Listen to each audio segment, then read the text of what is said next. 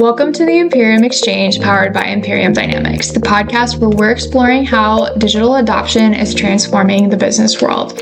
My name is Starkey. And I'm Matt Runtz. We're just going to kind of talk about how AI and technology sort of meets the business world and all, those three things sort of intertwine and play off each other. So I think, it's pretty much the direction we're going to go with this. Today, we're going to be looking specifically at the legal industry. Yeah, we've got two cases here where there was a mistake when it came to drafting legal documents, and there were allegations of problems between the law firm's clients, the work that was done for them. We're going to take a look at that.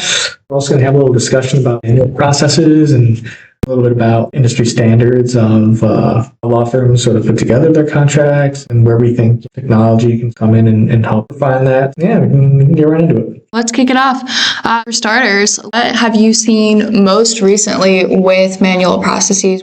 So in my experience, and most of my experience is in working with software and software systems, I would say manual processes can be, I think in most organizations they're needed, like you still need people to press the buttons and pull the levers, but if you have something where it's like, this is how you do this, and it's step 1, step 2, step 3, it's like, okay, well, if I make a mistake in step 2, then that's going to throw off not only step 2, but also step 3, and then the whole process is sort of messed up from the get-go. So that can always be an issue where, you have someone back finger something where they meant to put in a 0 and they put in a 1, and that can sort of cause issues. I think another thing with sort of manual processes, and maybe this kind of applies to these processes in general, where you don't have a process document how to do something, and it's just someone verbally telling someone.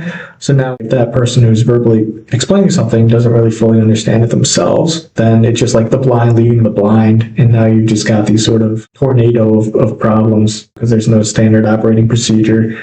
There's that as well. What are your kind of thoughts on that? Yeah, I personally have seen times where manual workflow processes have failed and had some pretty severe implications coming from healthcare in regard to insurance approvals, stuff that will affect patients if things slip through the cracks. When you have a lack of communication within teams and clearly mapping out who is doing what and having that collaboration, then you're going in and you're pulling information from one system and then you're typing it into another system, and then you're like, wait a minute, I wrote down some notes somewhere too. Then you're flipping through your pile of notes. You have all these disconnected tools scattered all over the place, and I think that's just a huge issue.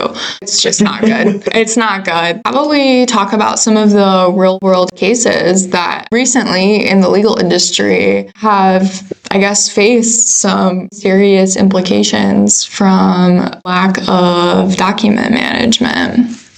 Starting off, we have Ackerman, one of the largest law firms in the U.S. Back in July, they drafted up 7 individual leasing contracts for a healthcare company called Turner. Turner was renting out their spaces to a company called CareMax. CareMax went into default on those leases, and as a result, Turner wanted to enforce a rent acceleration clause, which would have allowed Turner to kick CareMax out and collect the remainder rent. So sounds like a familiar approach to how landlords handle those types of situations. When Turner went to those leases to enforce the rent acceleration, they realized that the clause was in the wrong part of the lease and couldn't do anything about it. As a result, they ended up losing about $46 million and took Ackerman to court, accusing them of bad legal advice. Wow, that's crazy. It was in the lease, it was just in the wrong section. The wrong section. And I have to wonder what section that clause would have been. And if this was a copy-paste error, if they were moving the clauses around, or I do have some questions, but basically they just found it was in the wrong part of the lease. They couldn't enforce it. And I guess too, after reading about this, it had me wondering about my own personal lease and what clauses there are and if I need to go back and review mine. But anyway, what are your thoughts? Yeah, that is kind of crazy. I mean, I remember when I moved to Chicago and I signed my lease, it was about 30, 35 pages long, super sized. 30 pages? Did you read every word? I mean, I kind of skimmed through it. You skimmed it? Neither confirm nor deny that. I mean, it seemed right to me. I mean, I don't know. But, I mean, it does kind of make sense. Stuff could get buried or stuff isn't in the right spot. Or I guess when you kind of boil it down, it's like, a legal agreement is a human creation, and in all, I feel like I'm getting kind of like philosophical here. In all human creation, there will always be some sort of chance for mistake. So, I mean, I can see how something like this could happen. But I was doing some research on law firms sort of create, like legal documents. And it looks like in some cases, most law firms maintain precedent libraries, collections of previously used vetted documents. And then it says using a precedent saves time and reduces the chance of error because the document already reflects current law, drafting standards, and industry best practices. So I would imagine that some firms just take old contracts and sort of play with them, switch them around for clients instead of creating them from scratch. But then it also looks like most firms enforce some type of version of second pair of eyes review, where it's like younger, less experienced attorney might draft a document, more senior attorney will look it over, which makes sense. When I was working in concept, someone would do something to make sure it was done correctly, because when you're dealing with, things that really, really, really need to be done correctly and margin for error is so small. What happened with ProScour? It looks like Proscar Rose allegedly made a copy and paste mistake in a partnership agreement, including a clause that shouldn't have been there. This small error allowed an unintended asset transfer, leading to a $636 million loss allegation for client Robert Edelman. This one was kind of filled with a lot of legal jargon, but essentially, I believe Robert Edelman, his position was that this law firm made a mistake where one of his business partners was able to do this asset transfer and made money off of it, and Edelman didn't want that. He didn't want the possibility of that occurring to exist, but I guess it did. This is just a sort of situation where it's like, what were the processes in place to prevent this? And I also read that there was an instance where there was an expletive written in the margin of some document, and that's what Robert Edelman used to back up his claim that this was a mistake. From my interpretation, he was basically saying, hey, this law firm, how do you use an expletive if there was a mistake? Why would you do that? It says, in support of his argument, Edelman presented a document discovered during the legal process, which featured markings and an expletive comment written by someone from Proscar Rose in the margin. So I think you're going to say, oh, well, you're saying there wasn't a mistake. I have, this swear word or whatever written in the margin. That's actually crazy. Do we know what happened with that case? I think it was settled. The article just says, as the legal battle between Proscar Rose and its former client unfolds, the Massachusetts court will ultimately determine the validity of the claims and counterclaims. Both parties present their arguments and evidence, emphasizing different perspectives on the events and contractual obligations.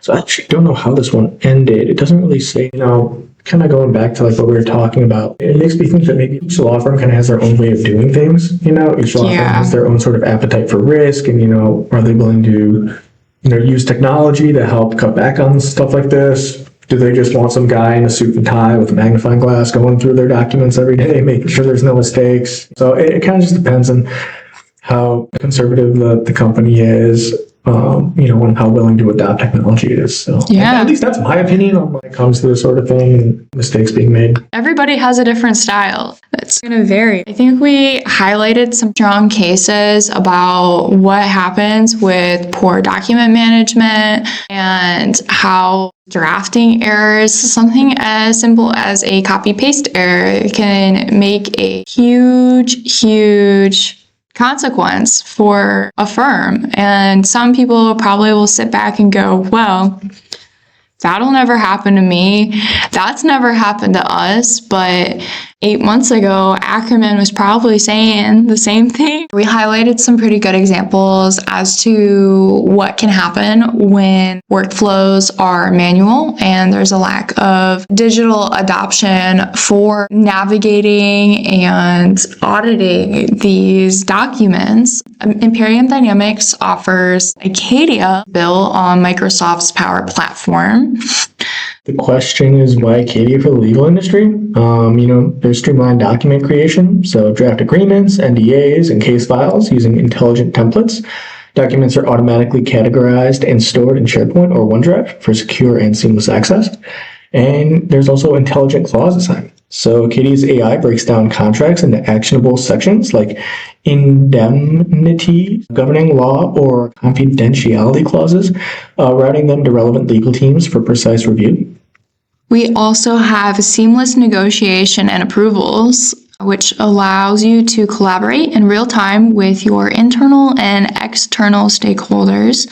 Using an intuitive portal, Acadia integrates with e-signature tools like DocuSign and Adobe Sign for faster approvals while maintaining an immutable audit trail. Has AI-driven legal insights, which extract quick, reliable summaries of case documents and contracts, highlight changes between drafts with semantic insights to identify high-risk clauses during negotiations. Acadia has lifecycle and obligation management, which means the process has automated milestone tracking, renewal notifications, and compliance checks to prevent revenue leakage by ensuring deadlines and commitments are proactively managed. And then litigation document review. So Acadia's AI-powered chatbot and document summarization features reduce hours of manual work by providing concise, actionable summaries and real-time answers to case-specific queries. So I think kind of looking at all these things, it's like, I think there's definitely an argument to be made that if these law firms had used this software, maybe things would have been different. I like the intelligent clause assignment. I think that would have benefited Ackerman and just ensuring the clause went to the right portion of the document. Yeah. And then with ProScour, I think it really would have benefit from document designation between teams. Thank you so much for joining us today on our very first episode of Imperium Exchange. Again, my name is Sarah. And I'm Matt. And for coming along with us on this maiden voyage. And if you like what we talked about today, we'll have another episode, Imperium safety analysis. Be on the lookout for that. Yeah, thanks so much. Have a good one.